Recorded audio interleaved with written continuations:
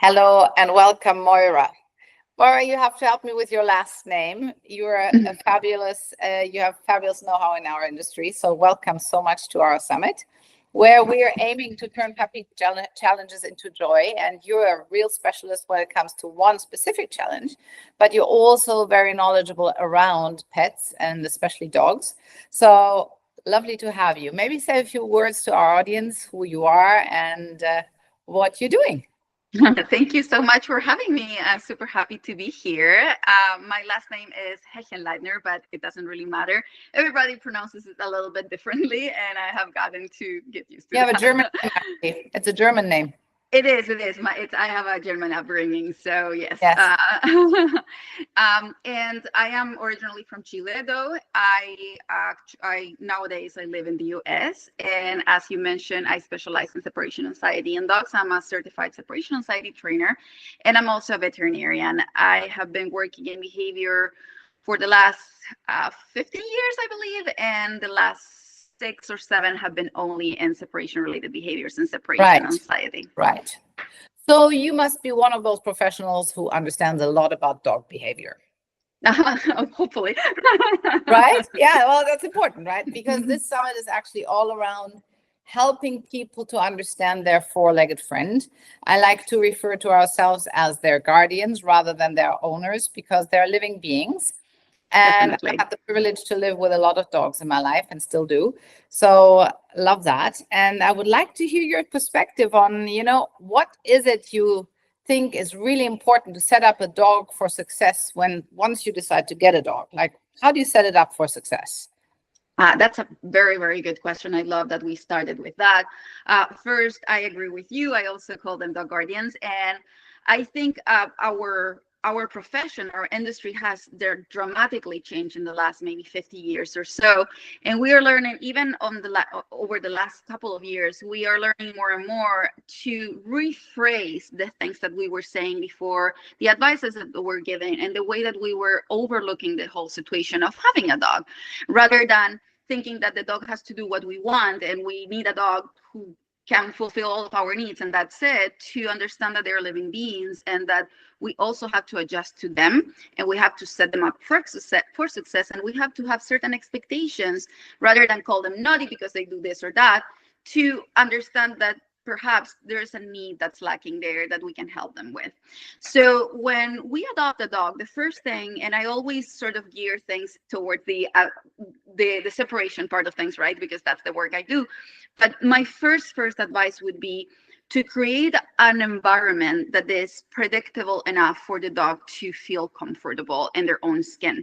I like to think about both us and dogs as beings who thrive from 2 big aspects. One is being in an environment that's predictable, so we can ground, we can heal, we don't have any challenges, any things that are unknown that stresses us out, basically. And once we have grounded and healed, we can also be exposed to a little bit more flexibility, variability, things that we don't know, which allow us to grow. So bringing that into our dog friends, when a dog just reaches our house, the dog doesn't necessarily know that this is a forever house. They don't know that this is safe, right? Sure. They don't speak our language, even though we're treating them nicely, and we might think that, yes, we want them forever. They don't really know. So providing a very, very ritualistic setup in which we repeat things in a routine sort of way, and we show them that this is what is to be expected. This is going to happen every day. This is what we do, right? So this is what we do. So you're pointing at something I think which is really crucial. It's like, how do you actually create a dog-friendly environment? I mean, I'm not talking about rebuilding your house or restructuring your house, but there's definitely some hints and tips and tricks which you can give to the audience to how do you actually build this, safe, basically a safe haven for your Most definitely. Most definitely. And more than talking about specific things that we can have in that place, I am really focusing more on the routine that we can build with our dogs. So we get up at this time, usually we go out for a walk at this time, we eat at this time. This is what you can expect of me to do. I'm going to go out for this amount of time, and so on. Actually, during the first couple of weeks, I would really advise not to leave the dog alone at all. So the dog really gets used to being safe in this place. And once the dog realizes, oh, you know what, this is my home, I think it's okay, I can expect all of these things to happen, we can slowly start adding little variability to our equation, to our little scenario or setup. And that can also include leaving them alone for a little bit at a time and monitoring, how is this working? We can, nowadays, everybody has a camera, right? So we can have surveillance cameras or Zoom or a phone, and we can start recording both the absences and other parts of the dog's life to make sure that these little doses of flexibility that we're adding at a time are actually building resilience and strength rather than being too much for the dog to handle. So in a practical sense, Moira, I think you're pointing at a really good point. Let's say, you're adopting a dog, it comes into a family, there are kids, there's a husband, he goes to work, she maybe works. So how do you make sure to actually, take the time, frankly, to do all of that? Yes, that's a very important question. And that comes back to what we were talking initially, which is, rather than us thinking that the dog needs to fit our life and that's it, which of course, at some level it has, right? Because we have our lives and we want to incorporate them in our family. But rather than thinking it all as a one or nothing, or one thing or the other, creating the environment for ourselves as well, so we can welcome this new member of the family in a way that's going to be more smooth, or like smoother and uneventful, is much more effective and successful. So, trying to get your dog while you're on vacation, having the time you need to create a routine around what you're doing without having to rush to work, without, maybe not pairing the adoption of your dog with your child being born, like the birth, right, things like that. So you can really, take your time and explore all the possibilities and make sure everything is successful before you have to start actually living your regular, normal life. I see. So where does exercise and activity tie into this? Because I think, typically a balanced dog has less stressors than a dog which is, let's say, only living on a couch, right? So I find a very balanced life between stimuli, I think I would call it, right? Healthy stimuli, which they get outside during a walk, I think is one of the big key elements to balance the temperament of any animal, and especially of our dogs, right? So where does that come in the whole separation part, as well? Oh, well, yeah, I would separate the separation part with the regular, let's call it, part. First, I would most definitely make sure the dog has enough exercise, mental both and physical, right? And that they are going out in different ways. If the dog doesn't have their vaccines, if they're not allowed to go out to certain places, try to make adjustments to take them in the car, take them, in the car if you're going to go to a store, things like that you can tweak just to be able to bring your dog out. However, having said that, I think is something that has happened in our industry, is that we got to a point where we were overdoing all of those things with the best intentions, because we really wanted our dogs to be social and have all their needs met. And there is a fine balance. It's like going to the gym and going every day for 5 hours because you want to be strong, or actually finding balance of what works for you at this time. So also thinking about the individual, the breed, and the needs of that individual in itself, I think it's very important to fine tune how much exercise does that dog need, and be able to provide that for them. And in terms of the separation, if the dog has separation anxiety, it's a whole different story. No, of course, exercise will help set the dog up for success, but it's not going to remove the separation anxiety. But as in any dog, we always want to make sure that all of their needs are met. Definitely. Right. I'm just pointing at that because what I found is in the dogs I have, they deal with separate. If you have this very, as you said at the beginning, right, basically a safe haven kind of setup, this is food time, this is walk time, this is kind of, so you're very much in the routine. Typically when I feed them and then I leave the house, I know they're going to sleep, right? I just know these dogs are going to be 2 hours, 3 hours, they're going to be out. So I think there are some things you can do to kind of alleviate, let's say, the pressure of a dog, which might be panicky when you're leaving the house. It really boils down to understanding what is the cause for your dog to react when left alone. If the dog is adapting to be left alone, let's say, and which makes sense if a dog just arrived to the home, right? They don't know if this is safe or not. Yeah, so you might see some reactions, right? And if you set the dog up for success with this predictability and the needs are being met, you might find that the dog maybe reacts a couple of times, but over time they start relaxing more and more because they're tired and because they're ready to nap.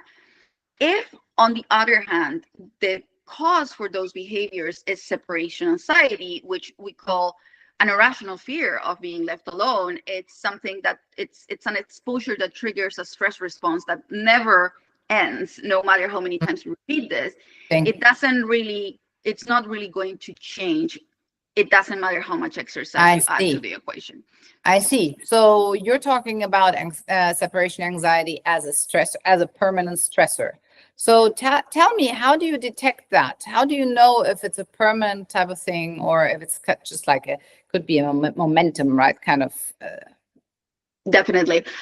One of the most important things to do is to run an alone time assessment, we call it. And an alone time assessment is, remember when I was mentioning about setting the environment up for success and eventually starting to leave your dog alone for gradual departures, not very long absences, and maybe record to observe how your dog does. That's key. When we start recording our dog or watching our dog live while we're away, we can understand what is the trend. If the dog is able to settle within that absence, and then with subsequent exposures, you see dog who is getting better and better and better at relaxing faster and reacting less, then you will think that this is probably, or it was due to something else. But instead, if you see that this dog continues to react every single time they're left alone, and the intensity and frequency of those behaviors continues to increase within the absence, no matter how many times you leave them alone, the response is exactly the same. There's no learning. Then you will decide, well, this is something else, and it's not going to get better just by adding more absences to the equation or exercise. We'll have to deal with this in a different way. All right. So what is like your first, let's say, first aid to this? What would you recommend people who think that their dog potentially has separation anxiety?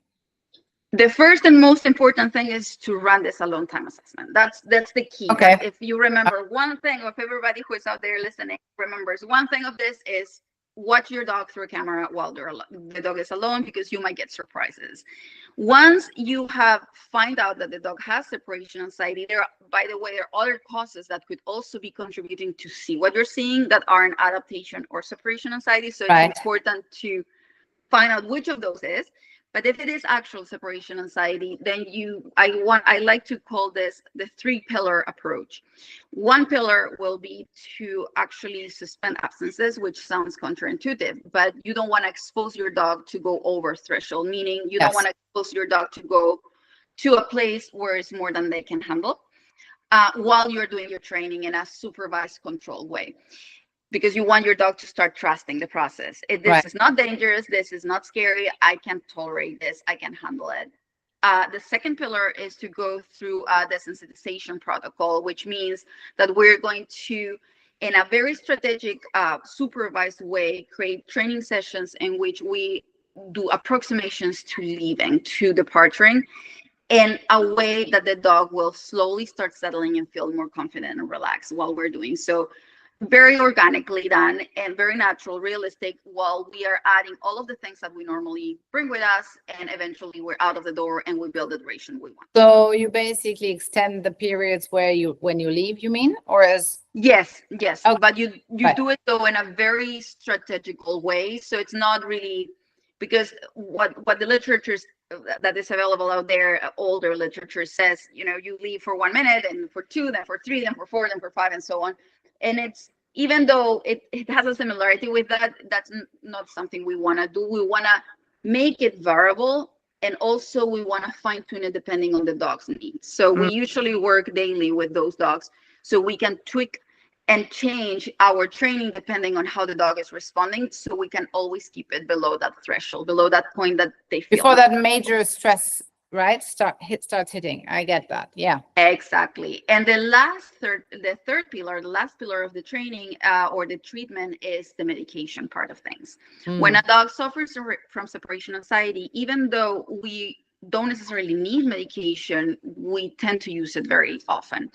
And the reason why is because it provides us with support. So the dog is more relaxed, the threshold is higher, and they're more willing to learn and to actually absorb what you're teaching them, because they're not in this state of fight or flight Panic the whole time. on this. Exactly. Yeah. We know that from ourselves, right? If we're in panic, we're not able to absorb anything. Exactly. That's interesting. So if somebody gets a new dog, how likely is it that the separation and anxiety is something genetic, or is that normally something that appears environmentally? That's a great question. We do believe that there is a genetic predisposition. So there is a part that there is this tendency, perhaps, that is provided by the genetics of the dog. But there's also the environment part, which usually tends to be things like changes or traumatizing events for the dog, which they aren't necessarily going to look traumatizing to us, but that doesn't mean that they're not traumatizing to them. And those environmental factors can favor the onset of separation anxiety at any point if the dog has that predisposition. So that that belief that we used to have, that if it's separation anxiety, you will only see it during the teen years of the dog, that's not necessarily accurate. You can see separation anxiety arise at any time of the dog's life. Sometimes when they're old, senior, if they got sick about something, they had a very bad experience, if they had that predisposition down there inside, it could be triggered by this situation. Oh, interesting. So do you know if there are breeds who are more prone to separation anxiety, or?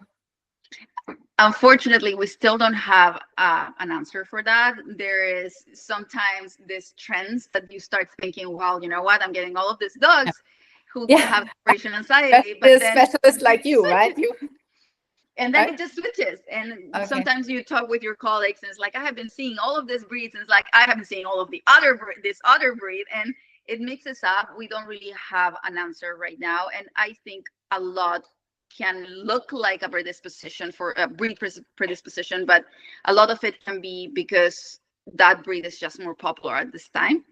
Oh, so right. You're seeing there's a bigger quantity. There's a bigger quantity of those dogs around. Exactly. I see. When you treat a dog, Moira, so people would come to you, and how often do they have to come to you to kind of, how do you do that? I mean, because I always say it's never about training the dog, right? It's about training the people. Exactly. Who are the guardians of this dog. So that's the first, I think that's the first tweak in thinking, is when I talk to people, they go, well, it's not really so much about training your dog. Let's look at what you are doing first. So, right. Exactly. So how long do you typically need to see the first, let's say, sun rays through the clouds of a separation anxiety? That's a question that a lot of people ask, and unfortunately, and it's a question that difficult. We don't have the good answer, or an answer that's going to please anybody, really, because it really depends on the case. There's no guarantee of how long it's going to take for a dog to overcome separation anxiety. I have had cases that resolve within months. I have had cases who resolve in years. It really depends on the dog. It depends on the plasticity of the dog. It depends on the environment, how much the environment is supporting what's happening, right? If the dog is also noise sensitive, if the dog has medical issues, it really depends where they live, etc. And also it depends on the participation of the guardians, how consistent they are when they're working, finding the right medications. So it takes how long as it takes, basically, and and you have to follow the pace of the dog, unfortunately. We like to say this is an emotional disorder. It's not training a behavior that you would like your dog to do. It's very different. You can't really have timelines. It's like going to the psychiatrist or the psychologist, right? You just have to go until something happens and the stars align and you have a breakthrough. That's it. That's cool. So where does another dog, I'm a big friend of having two is better than one. I'm one of those people, because I personally think that dogs who have a companion around, if you can deal with two dogs, is actually quite a nice way to make the dog even more comfortable in a way. So do you think that plays a role in separation anxiety, other pets or another dog, or what do you think? That is one one of those myths that we have been debunking along the way. There's nothing wrong with having more than one dog. Definitely not. If that's something that works for you, it's great. And like I think that aside from from having a separation anxiety dog or not, it's great that dogs have someone to hang out with, that they're their own species, right? However, when we talk about separation anxiety, unfortunately, there's no guarantee that by getting a dog, you're going to help your dog. What can happen, and it's very specific. So you might see that, for example, when your dog is left with the dog of the neighbor, and your dog doesn't react, and you say, yeah, this is great. It means that the dog will help, and you go and adopt a dog, right? And that dog doesn't do it, and your dog continues to react. So there's no guarantee that all dogs will help, and you can get into a pickle because your dog's reaction can trigger the other dog to have separation anxiety. So it goes both ways, right? Can go both ways, is your message. So you can get two instead of one, which is kind of worse. So my usual recommendation is, if you really want another dog, work first with your dog, help them overcome separation anxiety, and once that is okay and is resolved and is safe, then most definitely adopt another dog so you can have two dogs and enjoy that part of things. Yeah. Okay, that's good. Now, to finalize, and I know, Moira, you also are your precious time. So thank you very much for giving us so much time. I have one very last question. Yeah. In terms of because you're very experienced with dogs, obviously, what would you recommend to people is the best way to communicate and connect with their dog? I love that. I think that this crosses the species barrier. I think this is also about growth as a human being. And the first one is to not be so quick to assume. And I know this advice might be a little bit vague and not super practical, but I think the biggest lesson I have had working with dogs over the years is that if we start listening to what they need and what they want to say, we will get surprises, and we will be easily able to help them feel fulfilled and have a better relationship with them, rather than having our expectations set from the beginning. I want to do this with you and I want you to enjoy it. Observe, is your dog, you are actually enjoying what you're doing with them? Is your dog actually being happy about what you're doing? Does your dog need space? And honoring those your dog's needs, will help you gain their trust and build a relationship that's much more solid. And when you have that solid connection and relationship, everything else will align, because your dog is going to trust you, and you will be able to whatever you need with your dog and for your dog, as a result of that. That's wonderful. Exactly. Yeah. Thank you so much, Maria. That's my experience too. I mean, have had dogs who love to cuddle, that they would be always like, I call them my post-it dogs, right? So because they're post-it dogs. And then I have dogs who are actually very happy to be around, like close, but please, I mean, no, I mean, you have your space and I have mine. And I think it teaches us a lot, right? Not all dogs are created equal, as I say, right? So they're as individuals, as much individualists as humans, and I think we have to respect that. So that's a really, really good point. So Moira, for the audience, do you still want to leave a message for everybody here? You want to leave your details if somebody has a challenge with separation and anxiety, or with any? So please go ahead. Sure. Thank you so much. My website is separationanxietydog.com. So that's where they can find everything. There are different type of resources. There are online programs, do-it-yourself programs, and also they can, reach out to me directly and ask me if they have any questions. And in terms of message, just to mention again that if you are not sure what's happening with your dog after you adopted your dog and you're dealing with things that look a little bit scary, just make sure to first observe the objective details of what's happening, rather than assuming, oh, you know what, my dog might be suffering from this or of that. Try to observe your dog. That will give you information that is measurable. You don't have to guess anymore, and you can do something with that to help them get better. And my final message is that there's hope. If your dog has separation anxiety, you can resolve it. You can work on it. I have a lot of beautiful success cases, success stories of dogs who had separation anxiety, and they are now able to be left alone for 6-7 hours, no problem, stress-free, anxiety-free. So you got this. Thank you so much, Moira. Thank you for this wonderful interview. I'm so happy to have had you on the summit, and I hope we'll stay in touch. Thank you so much. Thank you. Thank you for having me. Thank you. Take care and all the best, and Merry Christmas. Thank you. Merry Christmas to you too. Thank you. Bye. Bye.